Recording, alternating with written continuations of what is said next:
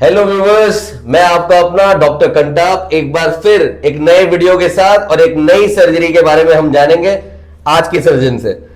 जी sir, कौन सी surgery करके आ रहे हैं आप?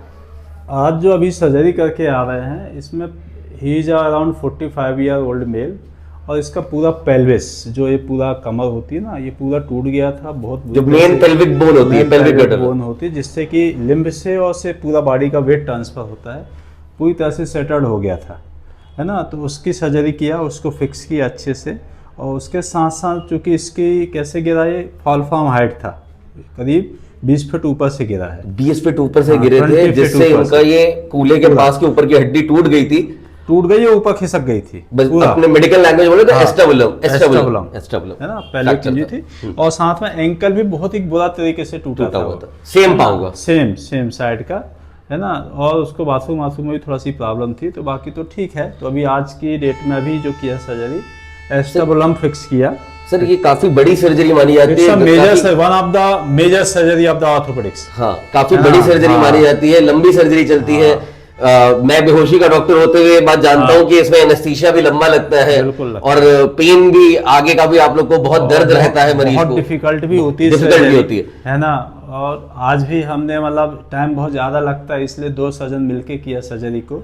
मैं था और मेरे साथ डॉक्टर अंकुश अग्रवाल थे, है ना। और साथ में एंकल की सर्जरी भी कर दिया, जो कि सारी बहुत अच्छी हुई है, स्मूथली। 4 वीक्स के बाद स्टार्ट होगा, बट वेट बेरिंग में टाइम लगेगा। प्लेट सिर्फ अंदर ही रहेगी मरीज के, अभी अंदर रहेगी, उससे इसको आसपास के स्ट्रक्चर या उससे कोई दिक्कत नहीं होगी। यदि सब कुछ अच्छा रहा, सब कुछ ऐसी प्रॉब्लम नहीं हुई, तो कोई जीवन में कोई प्रॉब्लम नहीं होगी। प्लेट को निकालना भी नहीं पड़ेगा, उसको बाद में लगेगा, एक्सरसाइज लगेगी, बट लगती है। ये 3-4 महीने का काम है, 3-4 महीने लगेंगे। After that he will be absolutely normal. तो सर, बाकी हड्डी की सर्जरी से इस पर्टिकुलर सर्जरी में क्या ज्यादा आप लोगों के लिए कठिनाइयां आती हैं? टाइम कंज्यूमिंग और से बहुत डिफिकल्ट स्पेस पर होती है, तो टाइम कंज्यूमिंग और डिफिकल्ट होती है। बाकी सर्जरी तो सर्जरी है, करना तो सभी को होता है। जैसे ब्लीडिंग के रिस्क इसमें ज्यादा रहते हैं, ब्लीडिंग रिस्क ज्यादा होती है इसमें, है ना।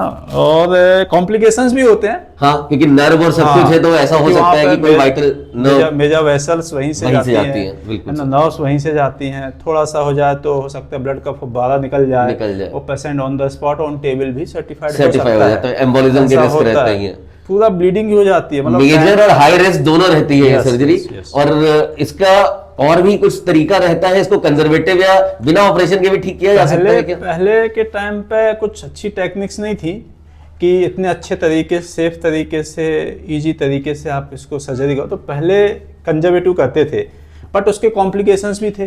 पेशेंट चल नहीं पाता था, लिंपिंग हो जाती थी, कई बार जुड़ती नहीं थी, तो उसके कॉम्प्लिकेशंस अलग होते थे, है ना। अब आज की डेट में क्या नई टेक्निक्स आ गई हैं, नई अप्रोच आ गई हैं। तो सर, ये कूल्हे के जॉइंट के बहुत पास होता है, ये हड्डी के जॉइंट की हड्डी है वो, वही है। तो सर, ऐसा नहीं होगा कि जैसे वो प्लेट वहां लगी है और कल को कूल्हे का जो हेड आ रहा है वो उससे घिसे, या हेड तो इन्वॉल्व ही नहीं है, नहीं करते, हेड तो इन्वॉल्व ही नहीं है। जो कप है, सपोज ये बॉल एंड सॉकेट है, ये जो सॉकेट है इसके ऊपर ही ऊपर जो भी करना है इसको छोड़ के ही काम हुआ है। कैप्सूलर अंदर तो आप लोग जाते नहीं हो, लेकिन आगे उससे वहां पे कोई प्रॉब्लम नहीं आती है। इस वाले पेशेंट में तो नहीं आएगी, बट कुछ पेशेंट्स ऐसे होते हैं जिसमें एस्टेबुलम फ्रैक्चर्स बहुत गंदे तरीके से होता है, तो उसमें हेड भी टूट जाता है, हेड में एवियन हो जाता है, वेस्कुलर नेक्रोसिस होता है, जिसमें आप लोग हिप रिप्लेसमेंट करते हो। उसके बाद फिर हिप रिप्लेसमेंट करना। तो सर, इस सर्जरी के बाद कितने चांसेस रहते हैं कि ये इसमें तो ऑलमोस्ट निल है, ऑलमोस्ट नील। हाँ, क्योंकि एस्टेबुलम काफी सारा इंटैक्ट था, उसके पेरीफेरी में बहुत ज्यादा चूरा था।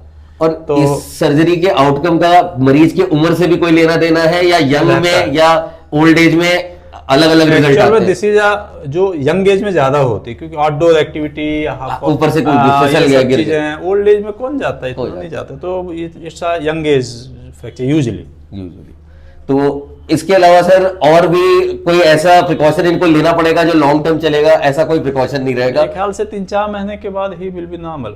अच्छा, 3 to 4 मंथ फुल्ली रिकवरी के लिए इनको लगेगा। बिल्कुल ठीक है दोस्तों, जैसा कि आपने जाना, हमने एक बहुत ही कॉम्प्लिकेटेड मेजर ऑर्थो सर्जरी आज देखी, उसके बारे में जाना। और ऐसे और इंटरेस्टिंग वीडियोस के लिए मैं आपका अपना डॉक्टर कंटाप मिलता रहूंगा। Please like, share and subscribe my channel. Thank you.